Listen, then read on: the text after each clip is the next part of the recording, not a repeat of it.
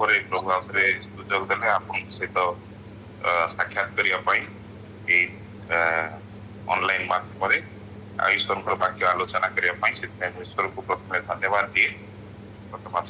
ଗତ କିଛି ଦିନ ତଳେ ମୋର ପାଳି ଥିଲା, କିନ୍ତୁ ମୋର ଦେହ ଅସୁସ୍ଥ ଥିଲା, କିନ୍ତୁ ଈଶ୍ୱରଙ୍କର ଅନୁଗ୍ରହରେ ସୁସ୍ଥତା ଈଶ୍ୱର ଦେଇଛନ୍ତି।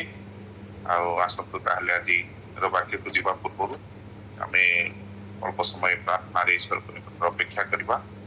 ପ୍ରିୟ ପ୍ରଭୁ, ଆମେ ତୁମକୁ ଧନ୍ୟବାଦ ଦଉ, କାରଣ ତୁମରି ବାକ୍ୟ ଆଜି ବି କାର୍ଯ୍ୟ କରେ, ଆମମାନଙ୍କ ଜୀବନକୁ ସଂଶୋଧନ କରିବାରେ ଗଢ଼ିବାରେ। ପ୍ରଭୁ ଆମମାନଙ୍କୁ ତୁମରି ବାକ୍ୟ ଦ୍ୱାରା ତୁମେ ଗଢ଼, ଆଜି ଆମମାନଙ୍କୁ ସଂଶୋଧନ କର। ପ୍ରଭୁ ଆମମାନଙ୍କ ମଧ୍ୟରେ ଯଦି କିଛି ଦୁର୍ବଳତା ଅଛି ପ୍ରଭୁ ସେଇଟା ସବୁକୁ ତୁମେ କାଢ଼। ପ୍ରଭୁ ଆମମାନଙ୍କ ହୃଦୟର ଗଭୀରତମ ଆବଶ୍ୟକତା ତୁମେ ପୂର୍ଣ୍ଣ କର ତୁମରି ବାକ୍ୟ ଦେଇ। ଏବଂ ଆଜିର ଏହି ସମୟରେ ପ୍ରଭୁ ଆମେ ସମସ୍ତେ ପ୍ରଭୁ ତୁମରି ବାକ୍ୟ ଦ୍ୱାରା ପରିତୃପ୍ତ ହେଇ ପ୍ରଭୁ ବିଦାୟ ନେବାକୁ ସାହାଯ୍ୟ କର। ତୁମେ ବକ୍ତା ହୁଅ ପ୍ରଭୁ, ତୁମେ କଥା କୁହ, ତୁମେ ପବିତ୍ର ଆତ୍ମା ଈଶ୍ୱର ସ୍ୱୟଂ ଆମମାନଙ୍କୁ ସମସ୍ତଙ୍କୁ ପ୍ରଭୁ ତୁମେ ସ୍ପଷ୍ଟ ଭାବରେ ତୁମରି ବାକ୍ୟ ଦ୍ୱାରା ଗୌରବ ପା। ଆମେ ଅଯୋଗ୍ୟ, ଦୁର୍ବଳ, ଯୋଗ୍ୟ କରିଛ ପ୍ରଭୁ, ସେଥିପାଇଁ ଧନ୍ୟବାଦ ଦଉଛୁ। ତୁମ ହସ୍ତରେ ଆମେ ସମର୍ପିତ ହଉଛୁ। ତୁମେ କଥା କହି ତୁମେ ମତେ ବାକ୍ୟ ପ୍ରଭୁ ଏହି ସୁନ୍ଦର ସମୟ ପାଇଁ ତୁମକୁ ଧନ୍ୟବାଦ ଦେଇ ତୁମର ଉପସ୍ଥିତି କାମନା କରି ପ୍ରାର୍ଥନା ଯୀଶୁ ନାମରେ ମାଗୁଛୁ, ଆମେନ୍।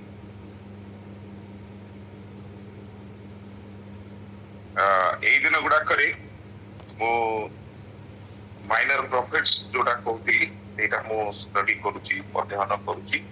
ଆଉ ତେଣୁ ମୁଁ ସେଇଠି ଆପଣ ମାନଙ୍କ ସହିତ କିଛି ବାଣ୍ଟିବା ପାଇଁ ଚାହେଁ ଏବଂ ଯାହା ଈଶ୍ୱର ଆମମାନଙ୍କୁ କଥା କହିବା ପାଇଁ ଚାହାନ୍ତି ଆମେ ସେଇ ମାଇନର ପ୍ରଫିଟ୍ସ ଅର୍ଥାତ ଯୋଉ ଭବିଷ୍ୟତ ବକ୍ତା ମାନଙ୍କର ଯୋଉ ଚିତ୍ର ପୁସ୍ତକ ଗୁଡାକ ରହିଛି ବାଇବେଲରେ ସେଇଠୁ ଆଲୋଚନା କରିବା। ମୁଁ ଆଗରୁ ଆପଣମାନଙ୍କୁ କହିସାରିଛି ଯେ ସଂକ୍ଷିପ୍ତ ଭାବରେ କହିଦେବା ପାଇଁ ଚାହେଁ। ଯେତେବେଳେ ଇସ୍ରାଏଲ ରାଜ୍ୟ ଦୁଇ ଭାଗ ହେଲା ଆଉ ଇସ୍ରାଏଲ ଜିହୁଦା ହେଲା, ତାପରେ ଈଶ୍ୱର ସେଠିକାର ରାଜା ମାନଙ୍କୁ ଏବଂ ଲୋକମାନଙ୍କୁ ଭବିଷ୍ୟତ ବକ୍ତା ମାନଙ୍କୁ ପଠେଇଲେ। ଆଉ ସେଇ ଇସ୍ରାଏଲ ଦେଶର ରାଜା କିମ୍ବା ସେଇ ଇସ୍ରାଏଲ ଲୋକମାନେ ସେମାନେ ଈଶ୍ୱରଙ୍କ ବାକ୍ୟ ଶୁଣିଲେ ନାହିଁ, ଯୋଦ୍ୱାରା ସେମାନେ ନିର୍ବାସନରେ ଗଲେ ଆଉ ସେମାନଙ୍କୁ ଅସୁରୀୟ ମାନେ ଆକ୍ରମଣ କରିକି ସେମାନଙ୍କୁ ଛେଦଛାତର କରିଦେଲେ, ତଥାପି ଇସ୍ରାଏଲ ଦେଶ ନଷ୍ଟ ହେଲା। ପରବର୍ତ୍ତୀ ସମୟରେ ଆମେ ଦେଖୁଛୁ ଜିହୁଦା ଦେଶରେ ଈଶ୍ୱର ଭବିଷ୍ୟତ ବକ୍ତା ମାନଙ୍କୁ ପଠଉଛନ୍ତି। ଆଉ ସେଇଠି ମଧ୍ୟ ସେଇ ରାଜା ଏବଂ ସେଇ ସ୍ଥାନର ଈଶ୍ୱରଙ୍କର ଲୋକମାନେ ସେମାନେ ଈଶ୍ୱରଙ୍କର କଥା ଶୁଣୁନାହାନ୍ତି, ପାପର ଜୀବନ ସେମାନେ ଜାରି ରଖୁଛନ୍ତି ଏବଂ ପାପରେ ଯେହେତୁ ବଞ୍ଚୁଛନ୍ତି ଈଶ୍ୱର ସେମାନଙ୍କୁ ବାବିଲୋନିଆନ ମାନଙ୍କର ହାତରେ ସେ ସମର୍ପଣ କରୁଛନ୍ତି ଏବଂ ବାବିଲୋନିଆ ମାନେ ସେମାନେ ଆସିକି ସେମାନଙ୍କୁ ଆକ୍ରମଣ କରିକି ସେମାନଙ୍କୁ ବାବିଲୋନକୁ ନେଇକି ଯାଉଛନ୍ତି। ଏବଂ ଏଇ ଯୋଉ ଜିହୁଦା ଦେଶର ଯୋଉ ଲୋକମାନେ ସେମାନେ ଈଶ୍ୱରଙ୍କର ମନୋନୀତ ଲୋକମାନେ ସେମାନେ ବାବିଲୋନରେ ସେମାନେ ନିର୍ବାସନକୁ ଚାଲି ଯାଉଛନ୍ତି। ଆଉ ଗତ ଦିଥର ହେଲାଣି ମୁଁ ଆପଣମାନଙ୍କ ସହିତ ଦିଟା ଭବିଷ୍ୟତ ବକ୍ତାଙ୍କ ବିଷୟରେ ମୁଁ କହିଛି। ଗୋଟେ ହେଲେ ହବକୁକ, ଆଉ ହବକୁକ ସେ ପ୍ରଶ୍ନ କରୁଛନ୍ତି ଆଉ ସେଟା ଆମେ ଦେଖୁଥିଲୁ। ସେଇଟା ହଉଛି ନିର୍ବାସନ ପୂର୍ବର ଭବିଷ୍ୟତ ବକ୍ତାଙ୍କର ପୁସ୍ତକ। ଆଉ ଆମେ ଗତ ଥର ଆଉ ଜଣେ ଭବିଷ୍ୟତ ବକ୍ତାଙ୍କର ପୁସ୍ତକ ଦେଖିଲୁ, ଜୁନସଙ୍କ ବିଷୟରେ ଆଲୋଚନା କରିଥିଲୁ ଯଦି ଆପଣଙ୍କର ମନେ ଥିବ। ଆଜି ଆଉ ଜଣେ ଭବିଷ୍ୟତ ବକ୍ତାଙ୍କ ବିଷୟରେ ଆଲୋଚନା କରିବା, ଯେତେବେଳେ ସେ ହଉଛନ୍ତି ହାଗୟ ଭବିଷ୍ୟତ ବକ୍ତା। ଆମେ ତାଙ୍କର କଣ୍ଟେକ୍ସଟ ବା ପୃଷ୍ଠଭୂମିକୁ ଜାଣିବା ଆବଶ୍ୟକ, ନଚେତ ଏ ପୁସ୍ତକକୁ ଆମେ ବୁଝିପାରିବା ନାହିଁ। ଏଇଟା ହଉଛି the second shortest book of the Bible. ଏଟା ହଉଛି ବାଇବେଲର ଦ୍ୱିତୀୟ କ୍ଷୁଦ୍ର ପୁସ୍ତକ। କେବଳ 2ଟି ଅଧ୍ୟାୟ ଆର ଅଛି ହାଗୟଙ୍କର ଭବିଷ୍ୟତ ବକ୍ତାଙ୍କର ପୁସ୍ତକରେ, କିନ୍ତୁ ଗୁଡାଏ ସତ୍ୟତା ଏଇ 2ଟି ପୁସ୍ତକରେ ସେ ଲେଖିଛନ୍ତି। ଇଏ ହଉଛନ୍ତି ସେଇ ସମୟର ଭବିଷ୍ୟତ ବକ୍ତା ଯେତେବେଳେ ବାବିଲୋନରେ ମାନେ ନିର୍ବାସନରେ ଥିଲେ ଏବଂ ସେମାନେ ବାବିଲୋନରୁ ସେମାନେ ଫେରୁଛନ୍ତି ଆଉଥରେ ଜେରୁସାଲେମକୁ ଅର୍ଥାତ୍ ଜିହୁଦାକୁ ଆଉଥରେ ଫେରୁଛନ୍ତି। ଆପଣ ମାନେ ଜାଣିଥିବେ ଯେତେବେଳେ ସେମାନେ ବାବିଲୋନକୁ ନିର୍ବାସନ ହେଇକି ଯାଉଛନ୍ତି ଜିହୁଦା ଦେଶର ଲୋକମାନେ ବା ସେ ଈଶ୍ୱରଙ୍କର ଲୋକମାନେ, ସେମାନେ 70 ବର୍ଷ କାଳ ସେମାନେ ଏକ୍ସାଇଲରେ ବା ନିର୍ବାସନ ଭାବରେ ନିର୍ବାସିତ ହେଇକି ରହୁଛନ୍ତି ବାବିଲୋନରେ। ଆଉ 70 ବର୍ଷ ପରେ ଆଉଥରେ ଈଶ୍ୱର ସେମାନଙ୍କୁ ତାଙ୍କର ପ୍ରତିଜ୍ଞା ଅନୁସାରେ ସେ ଜିହୁଦା ଦେଶକୁ ଫେରେଇ ଆଣୁଛନ୍ତି। अर्थात आउ थे से जेरुसालम को नहीं आसुचंती आ से तीनटा बैच रे फेरुचंती सेठु बाबिलोन रो प्रथम बैच होचंती जिरुबाबेल जे कि लोक मानकू गोटे दल लोक को नहीं आसुचंती फर्स्ट बैच भाव रे लीडर भाव रे आउ से जेरुबाबेल दायित्व थिला ईश्वर तांकू गोटे रेस्पोंसिबिलिटी एंट्रस्ट करूचंती दायित्व दउचंती आसिकी जो भांगी जाइथिबा एवं उजुड़ी जाइथिबा संपूर्ण भाव रे नष्ट होइथिबा जेरुसालम मंदिर को आउ थरे तैयारी करिया पाए आउ थरे गढ़िबा पाए एटा हला जेरुबाबिल एवं ताको सहित आस्तिबा इस्राएल लोक मानकर दायित्व थिला प्रथम दल भाव रे आसी कि सेबाने मंदिर को गढ़िबे आउ द्वितीय दल भाव रे आसुचंती एजरा आउ ताको टीम ताको सहित आउ केते जो मानकर दायित्व थिला अर्थात एजरा कर मुख्य दायित्व थिला सी लोक मानकू गढ़िबे अर्थात एजरा जे वाक्यर शिक्षक थिले बा वाक्य से शिक्षा दउथिले तो तांकर दायित्व थिला इस्राएल लोक मानकू आउ थरे जे निर्वासित हेई कि फेरी चंती समान को ईश्वरकर वाक्य रे समान को सुशिक्षित करिबा सो बिल्डिंग पीपल होची एजरा कर दायित्व तृतीय बैच भाबरे फेरुचंती नेहेमिया आउ तांको दल अर्थात तांको सहित गोटे ग्रुप आसुचंती आउ नेहेमिया कर दायित्व होची नेहेमिया को दायित्व दिया गला ईश्वर दायित्व देले तमे तार पाचेरी जोटा में बाउंड्री वॉल जेरुसालम रो चतुर्पार्श्व पाचेरी नाही आ तार पाचेरी गड़ी सो एमाने तीनोटी फेज रे तीनोटी दायित्व मानकु दिया है कि पठा होची आज हमें जोड़ा देखुचे जे जेरुबाबिल प्रथम दल जेतोले फेरी चंती से माने आसिकी जेरुसालम रे पहुंची चंती और तांकु दायित्व दिया जायची जे से माने जेरुसालम मंदिर को गढ़िबे that was the sole responsibility of this team ए जो दलर दायित्व थिला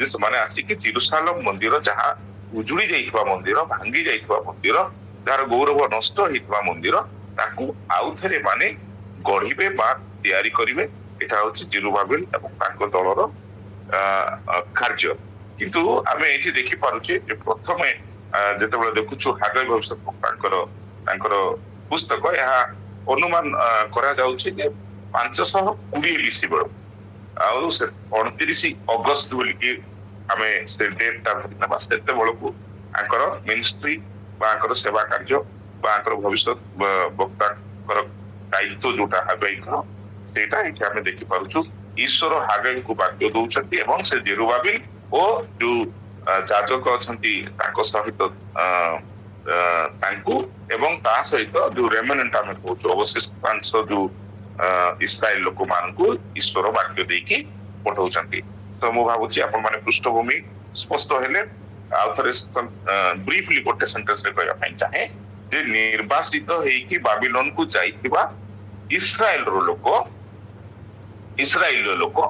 ଜିହୁଦାର ଯୋଉ ଇସ୍ରାଏଲ ଲୋକମାନେ ଯାଇଥିଲେ ସେମାନେ ଜିରୁବାବିଲଙ୍କର ଲିଡରସିପରେ ସେମାନେ ଆସିକି ପହଞ୍ଚିଛନ୍ତି କୋଉଠି ଜେରୁସାଲମରେ ଏବଂ ସେମାନଙ୍କୁ ଦାୟିତ୍ୱ ଦିଆଯାଇଛି ଈଶ୍ୱର ସେମାନଙ୍କୁ ଏଣ୍ଟ୍ରଷ୍ଟ କରିଛନ୍ତି ମନ୍ଦିରକୁ ଗଢିବା ପାଇଁ ଆଉ ସେଇ ସମୟରେ ଈଶ୍ୱର ପଠଉଛନ୍ତି ହାଗଇ ଭବିଷ୍ୟତ ବକ୍ତାଙ୍କୁ ଆଉ ତାପରେ ଜିଖରିୟଙ୍କୁ ଆଉ ତାପରେ ମୋଲାକିଙ୍କୁ 3 ଜଣ ଭବିଷ୍ୟତ ବକ୍ତା ସେମାନେ ହଉଛନ୍ତି ହାଗଇ ଜିଖରି ଏବଂ ମୋଲାକି ଏଇ 3 ଜଣ ନିର୍ବାସିତ ପରେ ଯେତେବେଳେ ଫେରୁଛନ୍ତି ଜେରୁସାଲମକୁ ସେଇ ସମୟରେ ଭବିଷ୍ୟତ ବାକ୍ୟ ପ୍ରଚାର କରିଛନ୍ତି ସୋ ହାଗଇ ଆଗେ ହଉଛନ୍ତି 3 ଜଣ ମଧ୍ୟରେ ପ୍ରଥମ ଭବିଷ୍ୟତ ବକ୍ତା ଯିଏକି ଏମାନଙ୍କୁ ଈଶ୍ୱରଙ୍କର ବାକ୍ୟ ନେଇକି ଆସୁଛନ୍ତି ଆଉ ଏଇଠି ଆମେ ଦେଖୁଛୁ ଯେ ସିଧାସଳଖ ତାଙ୍କର ଆମେ ଯଦି ଦେଖିପାରିବା ତାର 1 ପଦରୁ 4 ପଦ ଭିତରେ ଆମେ ଦେଖୁଛୁ ଦ ଫର୍ଷ୍ଟ ପ୍ରୋଫେସି କେମ୍ on the first day of the 6th month ଆମେ ଦେଖିପାରୁ ପ୍ରଥମ ପଦରେ ଦେଖିପାରିବେ ଦେଖନ୍ତୁ ଦାରିଆବସ୍ ରାଜାଙ୍କର ଅଧିକାରର ଦ୍ୱିତୀୟ ବର୍ଷର 6th ମାସର ପ୍ରଥମ ଦିନରେ ହାଗଇ ଭବିଷ୍ୟତ ବକ୍ତାଙ୍କ ଦ୍ୱାରା ସଦାପ୍ରଭୁଙ୍କର ଏଇ ବାକ୍ୟ ସଲ୍ଟିଏଲର ପୁତ୍ର ଜେରୁବାବିଲ ନାମକ ଜିହୁଦୀୟ ଦେଶାଧ୍ୟକ୍ଷର ନିକଟରେ ଓ ଜିହୋସାଦକର ପୁତ୍ର ଜିହୋଶୁଅ ମହାଯାଜକର ନିକଟରେ ଉପସ୍ଥିତ ହେଲା ଏଇଟା ଆମେ ଦେଖୁଛୁ ପ୍ରଥମେ ଆମେ ଦେଖୁ କଣ ଉପସ୍ଥିତ ହେଲା କଣ ଅଭିଯୋଗ ହଉଛି କଣ ଈଶ୍ୱର କହିବା ପାଇଁ ଚାହୁଁଛନ୍ତି ଜେରୁବାବିଲକୁ ଆଉ ତାଙ୍କ ଦଳକୁ ସେ କହୁଛନ୍ତି ସନ୍ନ୍ୟାଧିପତି ସଦାପ୍ରଭୁ ଏଇ କଥା ଏଇ ଲୋକମାନେ କହୁଛନ୍ତି କୋଉ ଲୋକମାନେ ଯୋଉ ବିରୁ ବାପିଲ ତାଙ୍କ ସହିତ ଆସୁଥିବା ଲୋକମାନେ କହୁଛନ୍ତି କଣ ବୋଲି କହୁଛନ୍ତି ଆମମାନଙ୍କର ଆସିବାର ସମୟ ସଦାପ୍ରଭୁଙ୍କର ଗୃହ ନିର୍ମିତ ହେବାର ସମୟ ଉପସ୍ଥିତ ହୋଇନାହିଁ। ଇଣ୍ଟରେଷ୍ଟିଂ। ଏମାନଙ୍କୁ ପଠାଯାଉଛି ଏଇ କାମ ପାଇଁ, ଏମାନଙ୍କର ସମୟ ଆସିଛି ବୋଲି ଏମାନଙ୍କୁ ପଠାଯାଇଛି, ଏମାନଙ୍କୁ ଯୋଉ ଦାୟିତ୍ୱ ଦିଆଯାଇଛି ଈଶ୍ୱରଙ୍କର ମନ୍ଦିର ଗଢିବା ପାଇଁ, କିନ୍ତୁ ଏମାନେ ବର୍ତ୍ତମାନ ଯେତେବେଳେ ଆସିକି ଜେରୁସାଲେମରେ ପହଞ୍ଚି ଯାଇଛନ୍ତି ନିର୍ବାସନରୁ, ସେମାନେ ମନେ ମନେ ଭାବୁଛନ୍ତି ଯେ the time has not come, ସମୟ ଆଉ ହେଇନି, ସମୟ ବାକି ଅଛି। ଆଉ ସେମାନେ କହୁଛନ୍ତି କଣ ଯେ ସଦାପ୍ରଭୁଙ୍କର ଗୃହ ନିର୍ମାଣର ସମୟ ଉପସ୍ଥିତ ହୋଇନାହିଁ। ସେତେବେଳେ ହାଗ ଭବିଷ୍ୟତ ବକ୍ତାଙ୍କର ଦ୍ଵାରା ସଦାପ୍ରଭୁଙ୍କର ଏଇ ବାକ୍ୟ ଉପସ୍ଥିତ ହେଲା ଯେ କଣ ସେ କହୁଛନ୍ତି ସେଠି ଏହି ଗୃହ ଉଚ୍ଛନ୍ନ ଅବସ୍ଥାରେ ଥାଉ ଥାଉ ଅର୍ଥାତ୍ ଭାଙ୍ଗି ଯାଇଥିବା ସମୟରେ ଈଶ୍ୱରଙ୍କର ଗୃହ ନଷ୍ଟ ହେଇଯାଇଛି, ବିନଷ୍ଟ ହେଇଯାଇଛି, ତାର ଗୌରବ ନଷ୍ଟ ହେଇଛି। ଆଉ ଈଶ୍ୱରଙ୍କର ଗୃହ ବିନଷ୍ଟ ହେଇଥିବା ସମୟରେ ନିଜର ଫଳକମଣ୍ଡିତ ଗୃହରେ ବାସ କରିବାର କି ସମୟ ଏହି? ପ୍ରଶ୍ନ, ବହୁତ ବଡ ପ୍ରଶ୍ନ। କହୁଛନ୍ତି ଯେ ଈଶ୍ୱରଙ୍କର ମନ୍ଦିର ବା ଈଶ୍ୱରଙ୍କର ଗୃହ ବା ଈଶ୍ୱରଙ୍କର ଗୌରବ ଏଠି ନଷ୍ଟ ହେଇଥିବା ସମୟରେ ମୁଁ ତୁମକୁ ଦାୟିତ୍ୱ ଦେଲି, ତୁମେ ଈଶ୍ୱରଙ୍କର ଗୃହକୁ, ଈଶ୍ୱରଙ୍କର ମନ୍ଦିରକୁ, ଈଶ୍ୱରଙ୍କର ଯୋଉ ପୂର୍ବ ଗୌରବକୁ ଫେରେଇ ଆଣିବା ପାଇଁ। ଆଉ ଏଇ ଲୋକମାନେ କଣ କରିଛନ୍ତି, ଯେତେବେଳେ ସେମାନଙ୍କର ଦାୟିତ୍ୱ ମନ୍ଦିର ଗଢିବାର ଥିଲା, ସେମାନେ ଆସିକି they are busy in building their own buildings, ସେମାନେ ଆସିକି ନିଜର ଘର ସୁନ୍ଦର ସୁନ୍ଦର ଫଳକ ଗୃହ ଗୁଡାକ ସେମାନେ ନିର୍ମାଣ କରିକି ସେ ଗୃହରେ ରହୁଛନ୍ତି। ଆଉ ସେମାନେ ତାଙ୍କର କଲ୍, ତାଙ୍କର ଆହ୍ୱାନ ଆଉ ଈଶ୍ୱରଙ୍କର ଯୋଉ ଇଚ୍ଛା ବା ତାଙ୍କ ପ୍ରତି ଈଶ୍ୱରଙ୍କର ଯୋଉ ଦାୟିତ୍ୱ they have forgotten, ସେମାନେ ଭୁଲି ଯାଇଛନ୍ତି। ଆଉ ସେମାନେ କହୁଛନ୍ତି ଟାଇମ ଅଛି, ସମୟ ଅଛି, ଆମେ ଈଶ୍ୱରଙ୍କର ଗୃହକୁ ଗଢିବାର ସମୟ ଆସିନାହିଁ। this is the time to build our own house, ଏହା ହଉଛି ସମୟ ଆମେ ନିଜର ଗୃହକୁ ଆମେ ଗଢିବା। ମୋର ପ୍ରିୟ ଭାଇ ଏବଂ ଭଉଣୀ ମାନେ, ଆଜି ଈଶ୍ୱର ଆମମାନଙ୍କୁ ଏଣ୍ଟ୍ରଷ୍ଟ କରିଛନ୍ତି ରେସ୍ପନ୍ସିବିଲିଟି, ଈଶ୍ୱର ଆମମାନଙ୍କୁ ଦାୟିତ୍ୱ ଦେଇଛନ୍ତି ଈଶ୍ୱରଙ୍କର ରାଜ୍ୟକୁ ଗଢିବା ପାଇଁ। ନୂତନ ନିୟମରେ ଈଶ୍ୱରଙ୍କର ମନ୍ଦିର କହିଲେ ଆମେ ଦେଖୁ, ତୁମେ ମାନେ ଗତକାଲି ଆପଣ ମାନେ ଶୁଣୁଥିଲେ ଯେ ତୁମେ ମାନେ ଈଶ୍ୱରଙ୍କର ମନ୍ଦିର, ଚର୍ଚ୍ଚ, ଆମେ ଚର୍ଚ୍ଚକୁ ବୁଝିବା ମଣ୍ଡଳୀ ବା ଆମର ଟେମ୍ପଲ ଅଫ ଗଡ, ଈଶ୍ୱରଙ୍କର ମନ୍ଦିର, ତାହା ବିଲ୍ଡିଂ ନୁହଁ ବଟ୍ ଦ ପିପୁଲ, ଯୋଉ ଲୋକମାନେ ଅଛନ୍ତି, ସେଇ ବିଶ୍ୱାସୀ ମାନେ ଅଛନ୍ତି, ଯେଉଁ ଲୋକମାନେ ଆମମାନଙ୍କର ସହିତ ସହଭାଗିତା କରନ୍ତି, we are the church, ଆମେ ହଉଛୁ ସେ ମନ୍ଦିର, ଈଶ୍ୱରଙ୍କର ମନ୍ଦିର। we all belong to the temple of God। ଆଉ ଈଶ୍ୱର ଆଜି ଆମମାନଙ୍କୁ ଏଣ୍ଟ୍ରଷ୍ଟ କରିଛନ୍ତି, ରେସ୍ପନ୍ସିବିଲିଟି ଦେଇଛନ୍ତି to build the kingdom of God। ଆଜିର କଣ୍ଟେକ୍ସଟରେ ଯଦି ଆମେ ଚିନ୍ତା କରିବା ପ୍ରିୟମାନେ, ଈଶ୍ୱର ଆମମାନଙ୍କୁ ଆଜିର ଏଇ ପିଢିରେ ଏଇ ଯୋଉ ସମୟରେ ଆମମାନଙ୍କୁ ଜୀବିତ ରଖିଛନ୍ତି, ତାଙ୍କର ପରିଚୟ ଦେଇଛନ୍ତି, ପରିତ୍ରାଣର ଅନୁଭୂତି ଦେଇଛନ୍ତି ଏବଂ ଆମମାନଙ୍କୁ ତାଙ୍କରି ବାକ୍ୟରେ ସେ ଗଢିଛନ୍ତି ଏବଂ ଈଶ୍ୱର ଆମମାନଙ୍କୁ ଏକ ବୋଝ, ଏକ ଦାୟିତ୍ୱ, ଗୋଟେ ରେସ୍ପନ୍ସିବିଲିଟି ଏଣ୍ଟ୍ରଷ୍ଟ କରିଛନ୍ତି to build the kingdom of God in this present context. ଆଜିର ସମୟରେ ଆମମାନଙ୍କର ଦାୟିତ୍ୱ ଯେ ଆମେ ଈଶ୍ୱରଙ୍କର ରାଜ୍ୟ ନିମନ୍ତେ ବଞ୍ଚିବା, ଈଶ୍ୱରଙ୍କର ନିମନ୍ତେ ବଞ୍ଚିବା। ଆମକୁ ପ୍ରଶ୍ନ ପଚାରିବାକୁ ହବ। ଆଜି ଈଶ୍ୱର ଆପଣଙ୍କୁ ଏବଂ ମତେ ପ୍ରଶ୍ନ ପଚାରନ୍ତି ସେଇ ହାଗୟଙ୍କର ପୁସ୍ତକ ଦ୍ଵାରା ଯେ ମୋହର ଗୃହ, ମୋହର ମନ୍ଦିର, ମୋହର ରାଜ୍ୟ ଆଜି ଉଚ୍ଛନ୍ନ ଅବସ୍ଥାରେ ଥିବା ସମୟରେ ତୁମେ ମାନେ ନିଜର ଫଳକ ମଣ୍ଡିତ ଗୃହରେ ବାସ କରିବାର କି ସମୟ? we in the comfort zone, ଆମେ ଆଜି ନିଜର ସୁଖ, ଆରାମ ଏବଂ ଆମମାନଙ୍କର ନିଜର ଆନନ୍ଦ ପଛରେ ଗୋଡଉଛୁ କି? are we following the world? ଲେଖାଯାଉଛି, ଆମେ ଦେଖୁ ରୋମିଓ ତାର 12 ପର୍ବର 2 ପଦରେ ଯେ ତୁମେ ମାନେ ଏଇ ବର୍ତ୍ତମାନ ଯୁଗର ଅନୁରୂପୀ ହୁଅ ନାହିଁ। ଆମେ କଣ ଆଜିର ଜଗତ ଭଳି ଆମେ ମଧ୍ୟ କଣ ଆମମାନଙ୍କର we have forgotten the call why we are on this earth? ଆମେ କାହିଁକି ଏଇ ଜଗତରେ ବଞ୍ଚିଛୁ ଆଉ କାହିଁକି ଆମେ ଏଇ ଜଗତକୁ ଆସିଛୁ? ଅଳ୍ପ ସମୟ ପାଇଁ ହୁଏତ ଆମେ ଏ ଜଗତରେ ଅଛୁ ଆଉ ତାରି ଭିତରେ ଆମମାନଙ୍କର କର୍ତ୍ତବ୍ୟ ଆମମାନଙ୍କର ଦାୟିତ୍ୱ କଣ ଆମେ ହୁଏତ ଭୁଲି ଯାଇଛୁ କି ଆଜି ଯଦି ଭୁଲି ଯାଇଛୁ ଈଶ୍ୱର ଆମମାନଙ୍କୁ ମନେ ପକାଇ ଦିଅନ୍ତି ଯେ ଆମେ ଏ ଜଗତରେ ଧନ ସମ୍ପତ୍ତି ସାଉଁଟିବା ପାଇଁ ଆସିନାହୁଁ। That is not the sole purpose of God. ଆମେ ଏଇ ଜଗତରେ ଉଚ୍ଚ ଉଚ୍ଚ ସବୁ ବହୁତ ବଡ ଅଟ୍ଟାଳିକା ଗଢିବା and we are not here to accumulate କଣ କହିବି ଆମେ ସମସ୍ତ ପ୍ରକାର ଧନ ସମ୍ପତ୍ତି ବା ବିଭିନ୍ନ ପ୍ରକାରର ବିଷୟ ଗୁଡାକକୁ ଗଢି ଆମେ ସେ ସବୁକୁ ଆମର ସାମ୍ରାଜ୍ୟ ବିସ୍ତାର କରିବାର ଆମମାନଙ୍କର ଉଦ୍ଦେଶ୍ୟ ନୁହେଁ। Are we building our own kingdoms or are we building God's kingdom?